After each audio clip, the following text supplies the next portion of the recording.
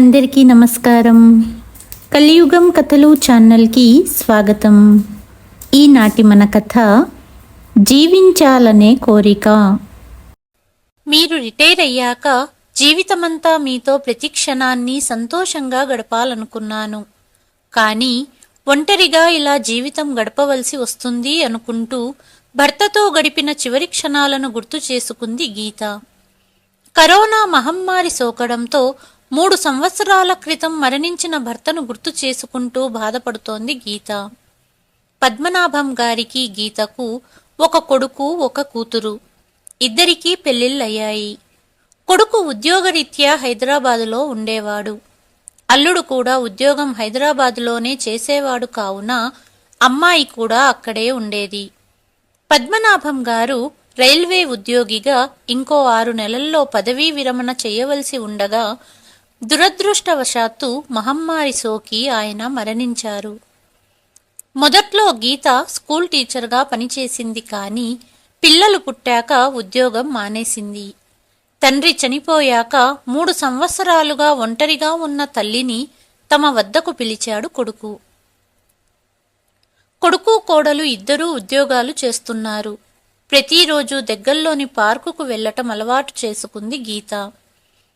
పార్కులో కొందరు వాకింగ్ చేసేవాళ్ళు, మరికొందరు యోగా చేసేవాళ్ళు, ఇంకొందరు ఒకే వయసు వాళ్ళు కలిసి గుంపులుగా మాట్లాడుతున్నారు. ఒకరోజు పార్కులో ఒంటరిగా బెంచి మీద కూర్చొని తన భర్తను గుర్తు చేసుకుని బాధపడుతున్న గీతకు, ఎప్పుడూ నవ్వుతూ ఉండండి, జీవితం చాలా చిన్నది, బాధపడుతూ సమయాన్ని వేస్ట్ చేసుకోకండి అంటూ ఒక కంఠం వినపడింది. వెనక్కి తిరిగి చూసింది గీత. 60 నుంచి 65 సంవత్సరాల వయస్సులో ఉన్న ఒక వ్యక్తి గీతను చూస్తూ నవ్వాడు. అప్రయత్నంగానే గీత కూడా నవ్వింది. ఈ తెలియని నగరంలో మొదటిసారిగా తనతో మాట్లాడిన వ్యక్తి అతను. ఆ వ్యక్తి బెంచీ మీద నుంచి లేచి, నా పేరు రాఘవ, నేను ఎదురుగా కనిపిస్తున్న బిల్డింగ్లో ఉంటాను అంటూ తనను తాను పరిచయం చేసుకున్నాడు. మీరు చాలా బాధగా కనిపిస్తున్నారు. గతాన్ని మర్చిపోయి ముందుకు సాగండి. జీవితం అంటే బాధలను మర్చిపోయి ముందుకు సాగడమే అని చెబుతూ అతను వాకింగ్ చేయడానికి వెళ్ళిపోయాడు. జీవితంలో ఎటువంటి బాధలు లేనివారికి జీవితం అద్భుతంలాగే అనిపిస్తుంది. ఉచిత సలహాలు అందరూ ఇస్తారు. కానీ మన జీవితంలో ఏం జరుగుతుందో మనకి మాత్రమే తెలుస్తుంది అనుకుంది గీత. ఇక రోజు పార్కులో రాఘవ గారిని చూసినప్పుడు ఒకరినొకరు చూసుకొని నవ్వడం, గుడ్ మార్నింగ్ విష్ చేసుకోవడం జరుగుతూ ఉండేది.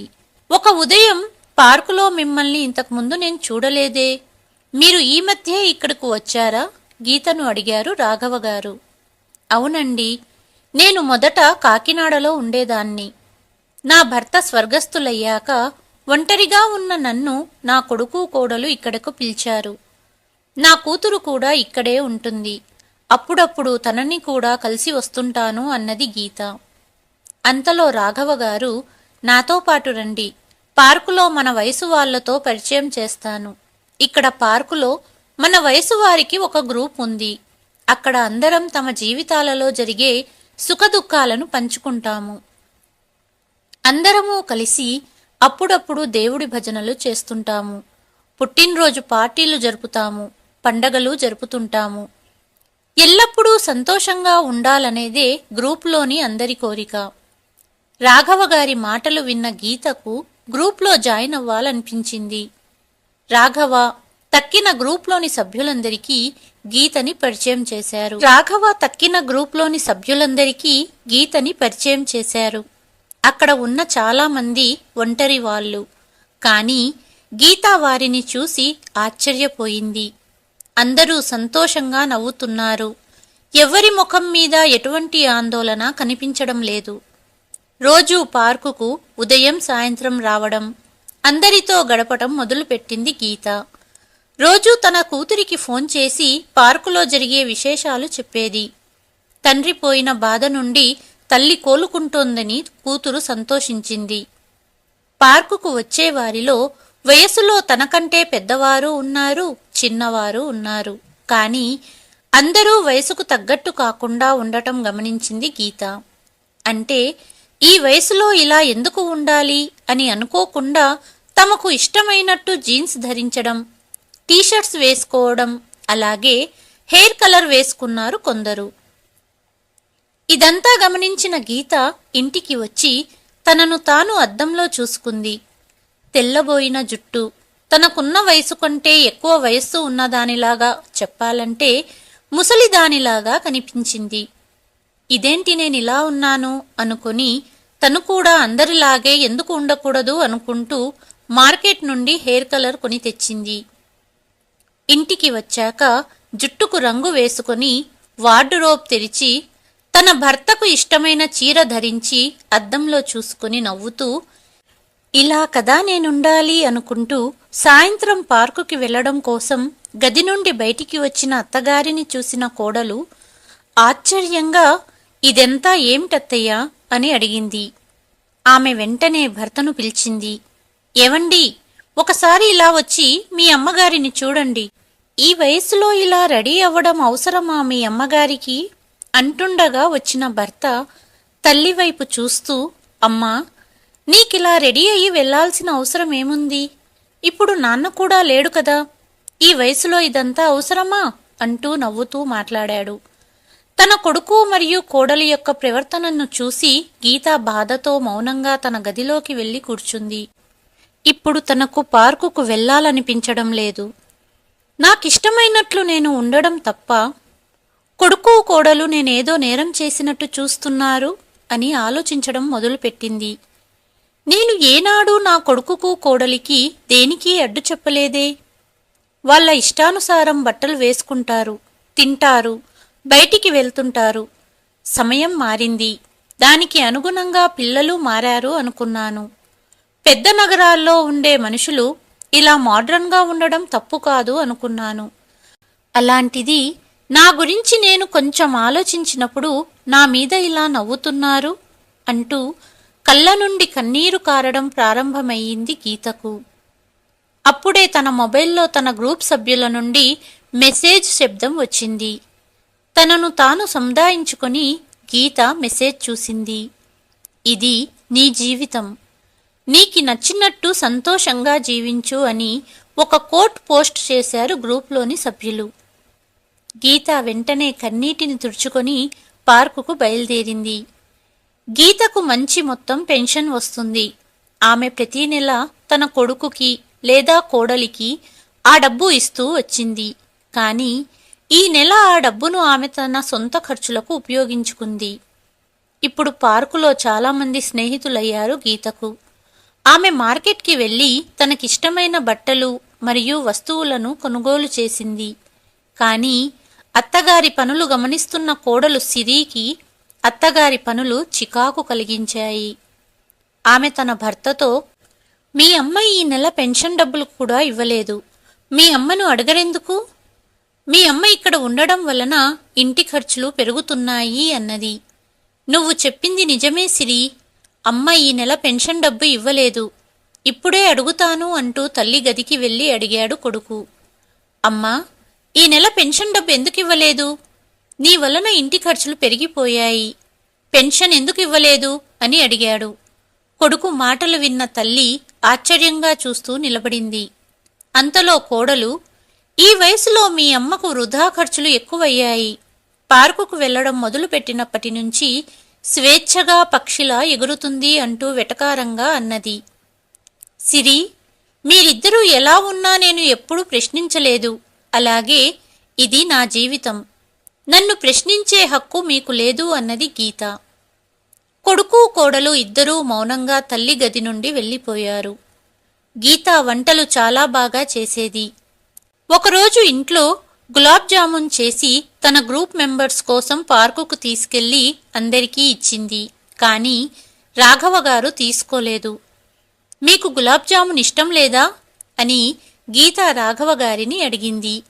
నాకు స్వీట్స్ అంటే చాలా ఇష్టం, కానీ నాకు షుగర్ మరియు బీపీ ఉంది కాబట్టి నేను స్వీట్స్ తినను అన్నారు.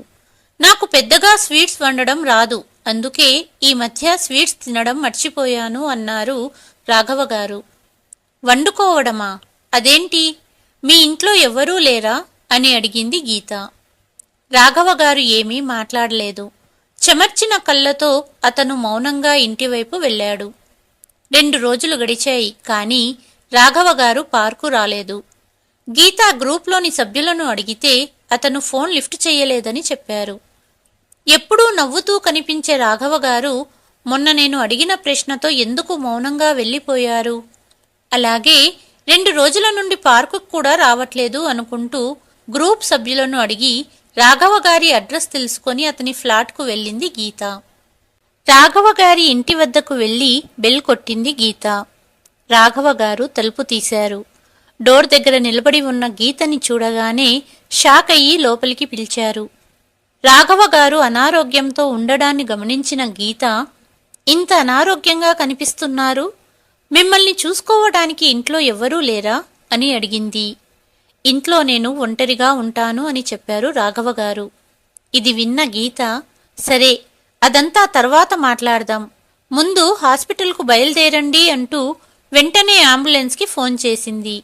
రాఘవగారు హాస్పిటల్కు వద్దు అని తిరస్కరించారు. ఒంటరిగా మనోవేదన అనుభవిస్తున్న నాకు ఎలా బ్రతకాలో నేర్పిన వ్యక్తి మీరు. మిమ్మల్ని ఒంటరిగా ఎలా వదిలేస్తాను అంటూ కొద్దిసేపటిలో అంబులెన్స్ సహాయంతో డాక్టర్ దగ్గరకు తీసుకెళ్లింది గీత. వెంటనే గ్రూప్లోని సభ్యులకు మెసేజ్ చేసింది. కొందరు హాస్పిటల్కి వచ్చారు. మంచి ఆహారం తినకపోవడం వలన వచ్చిన బలహీనత, 3 పూటలా బలమైన ఆహారం తీసుకుంటే సరిపోతుంది అని మందులిచ్చారు డాక్టర్ గారు.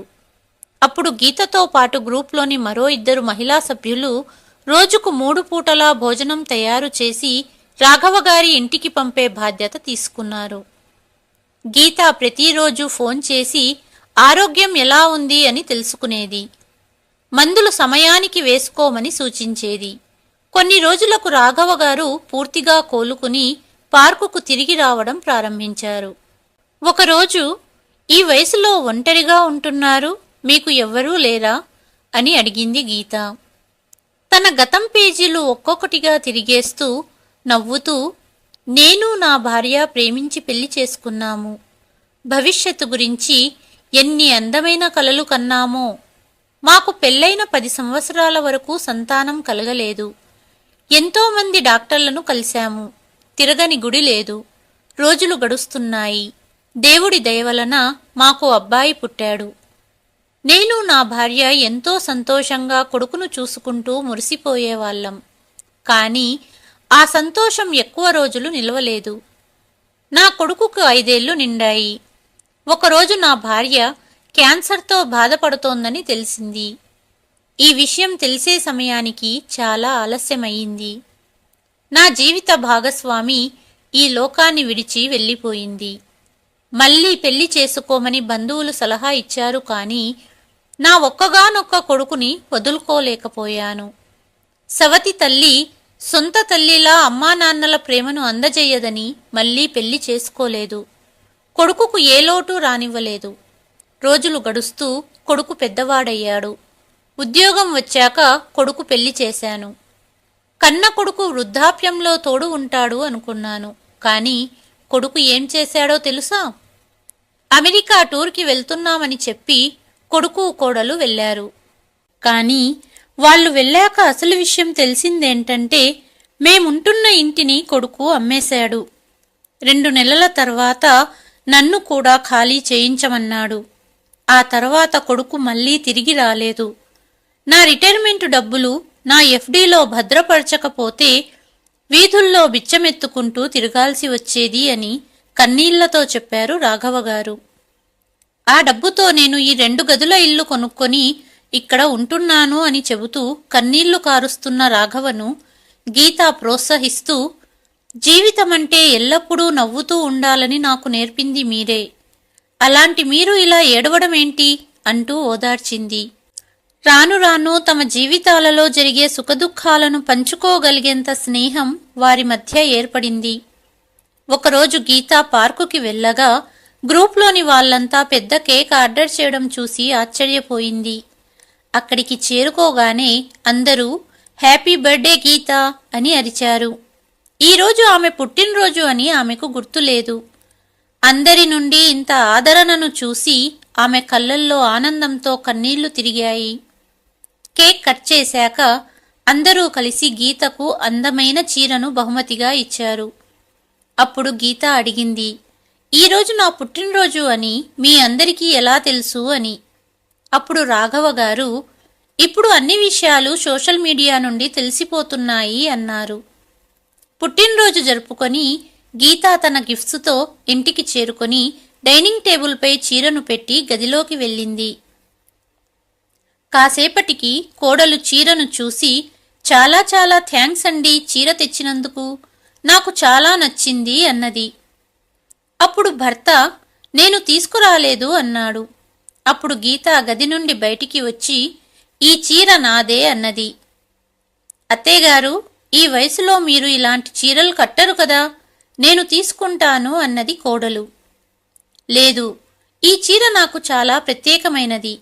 ఈరోజు నా పుట్టినరోజు, అందుకే పార్కులో గ్రూప్ సభ్యులందరూ కలిసి ఇచ్చిన గిఫ్ట్ ఇది, అందుకే ఇది నాకు చాలా ప్రత్యేకం. అప్పుడు కొడుకు, అమ్మా, నువ్వెప్పుడూ పుట్టినరోజులు జరుపుకోవు కదా, అందుకే గుర్తులేదు అన్నాడు. మీరు మీ జీవితాలలో బిజీ అయ్యారు, పర్వాలేదు అనుకుంటూ గీత లోపలికి వెళ్ళిపోయింది. ఒంటరిగా మంచంపై కూర్చున్న గీత, పిల్లలు చిన్నప్పుడు తల్లి తండ్రి వారి పుట్టినరోజులు ఒక పండగలా జరుపుతాము, కానీ తల్లి తండ్రి పుట్టినరోజులు వీళ్లకు గుర్తు కూడా ఉండవు అనుకుంటూ, అయినా కొడుకు కోడలు వారి జీవితంలో వారు సంతోషంగా ఉన్నప్పుడు నేను కూడా నా జీవితంలో సంతోషంగా జీవించాలి, ఇలా బాధపడకూడదు అనుకుంది. కానీ కోడలు తన అత్తగారు ఇంతలా మారడానికి కారణం తెలుసుకోవాలనుకుంది. ఒకరోజు గీత పార్కుకి వెళ్ళినప్పుడు ఆమె తన మొబైల్ని తనతో తీసుకెళ్లడం మర్చిపోయింది. ఆఫీసు నుండి వచ్చిన కోడలు అత్తగారి గదిలోని టేబుల్ మీద ఉన్న మొబైల్ చూసింది. వెంటనే మొబైల్లోని వాట్సాప్లో రాఘవ గారు పంపిన గుడ్ మార్నింగ్ గుడ్ నైట్ మెసేజ్లు చూసి అప్పుడే ఆఫీస్ నుంచి వచ్చిన భర్తకు చూయించింది. కొడుకు కూడా తల్లిపై కోపంగా ఉన్నాడు. పార్కు నుండి తిరిగి వచ్చిన గీతను కొడుకు కోడలు మాట్లాడనివ్వకుండా తనపై మరియు రాఘవ గారిపై చాలా చెడుగా మాట్లాడడం ప్రారంభించారు. నాన్న పోయాక ఇలా తయారయ్యావెంటమ్మా, కొంచెమైనా సిగ్గుందా నీకసలు అంటూ దారుణంగా తల్లిని తిట్టాడు కొడుకు. కోడలు కూడా భర్తకు వంతు పాడింది. అప్పటిదాకా మౌనంగా అన్నీ వింటున్న గీత తనపై కొడుకు కోడలు చేస్తున్న ఆరోపణలను సహించలేకపోయింది. ఇక ఆపండి, మీరిద్దరూ 2 రోజుల క్రితం ఆఫీసులో అందరినీ పిలిచి పార్టీ ఇచ్చారు. అప్పుడు నీ భార్య వచ్చిన అబ్బాయిలతో కూడా మాట్లాడుతూనే ఉండింది. అప్పుడు నువ్వెందుకు నీ భార్యపై వేలెత్తి చూపలేదు? నువ్వు కూడా అమ్మాయిలతో మాట్లాడావు, నేనెప్పుడూ నీపై వేలెత్తి ఆరోపణలు చెయ్యలేదే. అలాంటప్పుడు నా గురించి ఇంత చెడుగా ఎలా మాట్లాడగలుగుతున్నారు అని కోపంగా తిట్టి గదిలోకి వెళ్ళిపోయింది గీత. తల్లి సమాధానం విన్న కొడుకు కోడలు షాక్ అయ్యారు.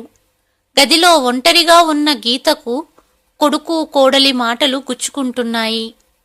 నా కొడుకు నాపై ఇలాంటి ఆరోపణ ఎలా చెయ్యగలిగాడు అంటూ రాత్రంతా ఏడుస్తూనే ఉంది గీత. దానివలన ఆవిడకు జ్వరంగా ఉండి పార్కుకు వెళ్ళలేకపోయింది. రాఘవ గారు రోజూ మెసేజ్ పెట్టేవారు, కానీ గీతకు ఎవ్వరితో ఏమీ మాట్లాడాలనిపించలేదు. 4 రోజుల తర్వాత విషయం తెలిసి తన స్నేహితులందరూ సాయంత్రం ఇంటికి వచ్చారు. ఏంటి గీత, సడన్ గా జ్వరం ఇలా వచ్చింది అంటూ అందరూ గీత కోసం పండ్లు, బ్రెడ్ ప్యాకెట్ తెచ్చారు. అందరినీ తన గదిలో కూర్చోపెట్టి మొదటిసారి వచ్చారు కదా అంటూ అందరికీ టీ మరియు పకోడీ వండింది గీత. అందరూ సంతోషంగా నవ్వుతూ గీతను నవ్విస్తూ కబుర్లు చెప్పుకుంటున్నారు. కానీ గీత మనసులో ఒకటే భయం. ఇప్పుడు కొడుకు కోడలు ఆఫీసు నుండి వచ్చే సమయమయ్యింది. ఇంట్లో ఇంతమందిని చూస్తే ఇంకెన్ని మాటలంటారో అనుకుంది. డోర్ బెల్ మోగింది. కొడుకు కోడలు ఇంటికి వచ్చారు. లోపలి దృశ్యాన్ని చూసి అప్పటికి మౌనంగా ఇద్దరూ తమ గదిలోకి వెళ్ళిపోయారు. కానీ అందరూ వెళ్ళిపోయాక, అత్తయ్యగారు, మా ముందేమో జ్వరంగా ఉందని నాటకాలాడతారు, మేము ఇంట్లో లేనప్పుడు స్నేహితులను పిలిచి పార్టీలు చేసుకుంటారు. సిగ్గు లేకుండా ఇలాంటి పనులు ఎలా చేయగలరు మీరు అంటూ కోడలు మండిపడింది. కోడలి మాటలు గీతను చాలా బాధిస్తున్నాయి. మౌనంగా తన మంచం మీద పడుకుంది. ఈరోజు తన భర్త పద్మనాభం గారిని గుర్తు చేసుకుని చాలా బాధపడుతూ, మీరు ఉన్నప్పుడు నన్ను ఒక్క మాట అనని కొడుకు కోడలు ఎంత అవమానకరంగా మాట్లాడుతున్నారో వింటున్నారా అంటూ ఏడుస్తుంది. 5 రోజులు గడిచాయి. గీత జ్వరం పూర్తిగా తగ్గింది. మళ్లీ గీత పార్కుకు వెళ్లటం ప్రారంభించింది. రోజులు గడుస్తున్నాయి. కానీ రోజు కోడలు గీతను తన మాటలతో అవమానిస్తూనే ఉంది. కోడలు అన్ని మాటలంటున్నా కొడుకు ఏమీ మాట్లాడేవాడు కాదు. కోడలి మాటలను తట్టుకోలేక గీత ఒకరితో మాటలనిపించుకోవలసిన అవసరం నాకు లేదు అనుకుంటూ ఎదురు బిల్డింగ్లో ఒక ఇంటిని రెంటుకు తీసుకుని అక్కడకు తన సామానులతో వెళ్లటానికి నిర్ణయించుకుంది. కొడుకు ఎంత వద్దన్నా వినలేదు గీత. కాని కోడలు మాత్రం స్వేచ్ఛగా తిరగడానికి అలవాటు పడ్డారు, వెళ్ళండి అంటూ చులకనగా మాట్లాడింది. కానీ గీత నవ్వుతూ, నిజమే, ఇప్పటి నుండి నేను మాటలు పడనవసరం లేదు, స్వేచ్ఛగా జీవిస్తాను అంటూ సామాన్లతో వెళ్ళిపోయింది. కూతురికి ఫోన్ చేసి విషయాన్ని చెప్పింది గీత. అమ్మా, నీపై నాకు నమ్మకం ఉంది, నీకు నచ్చినట్టే ఉండు అన్నది కూతురు. ప్రతిరోజు రాఘవగారు తన స్నేహితులు వచ్చి వెళ్తూ ఉండేవారు. కానీ కొడుకు కోడలు ఎప్పుడూ రాలేదు. ఒకరోజు ఇంటి బెల్లు మోగడంతో తలుపు తెరిచిన గీత కొడుకు కోడలిని చూసి ఆశ్చర్యపోయింది. ఇంటి లోపలికి వచ్చిన కోడలు, అత్తయ్య, మేము ఈ సొసైటీలో 6 సంవత్సరాలుగా ఉంటున్నాము. కొద్దిగైనా మా గురించి ఆలోచించారా? ఇలాంటి పనులు ఎలా చేయగలుగుతున్నారు సిగ్గు లేకుండా? సొసైటీలో మీ గురించి రాఘవగారి గురించి ఏవేవో మాట్లాడుతున్నారు అంటూ మాట్లాడింది కోడలు. నా జీవితమంతా బాధ్యతలు నెరవేరుస్తూ గడిచిపోయింది. ఇప్పుడు నేను నా ఇష్టం వచ్చినట్టు బ్రతకాలనుకుంటున్నాను. ఈ సమాజం ఎప్పుడూ ఇంతే. తల వంచుకొని జీవిస్తే ఆడదాన్ని మంచిది అంటారు, లేదా ఆడదాన్ని అవమానకరంగా మాట్లాడతారు. ఇక రాఘవగారి విషయానికొస్తే, మీ మామగారు పోయాక జీవించడమే దండగా అనుకుంటున్న నాకు బ్రతకడం నేర్పారు. కానీ అమ్మ, ఈ సొసైటీ దీన్ని ఒప్పుకోదు అంటుండగా తలుపు వద్ద నిలబడి ఇదంతా గమనిస్తున్న రాఘవగారిని చూశారు అందరూ. లోపలికి వచ్చిన రాఘవగారిని చూడగానే కొడుకు కోడలు ఇంటి నుండి వెళ్లడానికి బయలుదేరారు. అంతలో రాఘవగారు, బాబు సుమన్, మీ అమ్మగారిని ఇన్ని మాటలంటున్నారే, ఒక్కసారైనా ఆలోచించావా? అసలు మీ అమ్మ పార్కులో ఏం చేస్తుందో? పార్కులో డబ్బుల్లేని చిన్న చిన్న పిల్లలు చెడుదారులు పడుతున్నారు. వాళ్ళందరినీ ఒక దగ్గర చేర్చి పాఠాలు నేర్పుతుంది, మంచి మాటలు చెబుతుంది. తనకు ఉన్న ఒక్క కోరిక మీ నాన్నగారి పేరు మీద స్కూల్ తెరిచి అందులో పేద పిల్లలకు విద్య నేర్పాలని. మేము ప్రతిరోజు దాని గురించే చర్చిస్తుంటాము. సంవత్సరాల నుండి ఉన్న మీ అమ్మ కోరిక కొద్ది రోజుల్లోనే పూర్తి కాబోతుంది. నిజంగా నేను చాలా అదృష్టవంతుడిని. నా కొడుకు నన్ను వదిలి వెళ్ళిపోయాడు. మీరెప్పుడూ మీ ఆఫీసులో అబ్బాయిలతో అమ్మాయిలతో నవ్వుతూ మాట్లాడలేదా? అలాంటిది మీ అమ్మపైన ఇన్ని ఆరోపణలు ఎలా చేయగలుగుతున్నారు? బయటి వాళ్ళ నోరు మోయించలేము, కానీ ఇంట్లో వాళ్లే అర్థం చేసుకోకపోతే ఎలా అంటూ ప్రశ్నించిన రాఘవగారి మాటలకు కొడుకు కోడలి వద్ద సమాధానం లేదు. ఇద్దరూ వెళ్ళిపోయారు. గీత, స్కూల్ కోసం దగ్గరలోని బిల్డింగ్ ఒకటి దొరికింది. వాటి కోసం కావలసిన అన్ని ఏర్పాట్లు చేసుకోవచ్చు అన్నారు రాఘవగారు. ఈ మాట విన్న గీత చాలా ఆనందించింది. వెంటనే బిల్డింగ్ను స్కూల్ కోసం ఎలా కావాలో అలా మార్చారు. తన భర్త పేరు మీద స్కూల్ని తెరిచింది గీత. తన గ్రూప్లోని వారంతా గీతకు సహాయం చేసేవారు. మెల్లమెల్లగా పిల్లలు స్కూల్లో చేరుతూ మొత్తంగా 200 మంది దాకా చేరారు. ఒకరోజు గీతా కూతురు తల్లి వద్ద ఉండడానికి వచ్చింది. మొదట అన్నయ్య వదినను కలవడానికి వెళ్లిన తను తల్లి గురించి మరియు రాఘవగారి గురించి వాళ్ళు చెప్పిన మాటలను వినింది. కానీ తల్లి గురించి తెలిసిన తను తల్లినే సపోర్ట్ చేస్తూ మాట్లాడింది. రోజులు గడుస్తూ స్కూల్ గురించి చుట్టుపక్కన ఉన్న పేద ప్రజలందరికీ తెలిసి చాలామంది పిల్లలను స్కూల్లో జాయిన్ చేశారు. ఉచిత విద్య అందిస్తున్న విషయం తెలిసి ఒకరోజు మీడియా వాళ్ళు స్కూల్ వద్దకు వచ్చారు. మీడియాని చూసి అక్కడ జనం చాలామంది గుమిగూడారు. ఉచిత విద్య అని ఆలోచన మీకెలా వచ్చింది, అది కూడా ఈ వయసులో అని ఒక మీడియా సభ్యుడు గీతను అడిగాడు. ఇది నా చిరకాల కోరిక. అలాగే మీ అభిరుచులను నెరవేర్చుకోవడానికి వయసుతో సంబంధం లేదు అన్నది గీత. ఇక్కడకు వచ్చే ముందు మేము స్కూల్ గురించి అన్ని విషయాలు తెలుసుకునే వచ్చాము. కానీ మీకు రాఘవ గారికి ఉన్న సంబంధం గురించి వివరిస్తారా? సొసైటీలో అందరూ మీరు పెళ్లి చేసుకోబోతున్నారు అంటున్నారు. ఇది ఎంతవరకు నిజం అని అడిగారు మీడియాకు సంబంధించిన ఇంకొక వ్యక్తి. అప్పుడు గీత, కాస్త మగవారితో నవ్వుతూ మాట్లాడితే వేలెత్తే ఈ సొసైటీ ఎలాంటి మాటలనైనా మాట్లాడుతుంది. కానీ వారికేం తెలుసు ఒంటరిగా జీవించడం ఎంత కష్టమో. వృద్ధాప్యంలో పిల్లలు పట్టించుకోకపోతే ఒంటరితనాన్ని పంచుకోవటానికి ఒక తోడు కోరుకోవడం తప్ప. భర్త చనిపోయిన నాకు బ్రతకడం నేర్పిన గొప్ప వ్యక్తి రాఘవ గారు. ప్రతి గడపకి వెళ్ళి రుజువు చేసుకోవలసిన అవసరం మాకు లేదు. ఒంటరితనాన్ని పంచుకునేవారు పెళ్లితోనే ముడిపడాలని లేదు, స్నేహితులు కూడా కావచ్చు. మా మనసులకు తెలుసు మా పవిత్రత ఏంటో. ఈ వయసులో సుఖదుఖాలను పంచుకునే తోడు దొరకడం నా అదృష్టంగా భావిస్తున్నాను అన్నది గీత.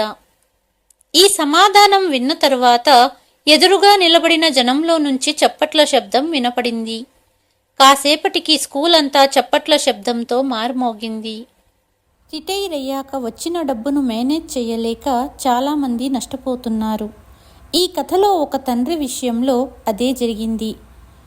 తను చేసిన పనికి నిష్ఠూరం చేసిన కొడుకు కోడళ్లకు రిటైర్మెంట్ ద్వారా వచ్చిన డబ్బును ఎలా ఉపయోగించుకోవాలో చేసి చూపించాడు ఈ తండ్రి. డిస్క్రిప్షన్లో కథ లింక్ ఇస్తాను, తప్పకుండా చూడండి.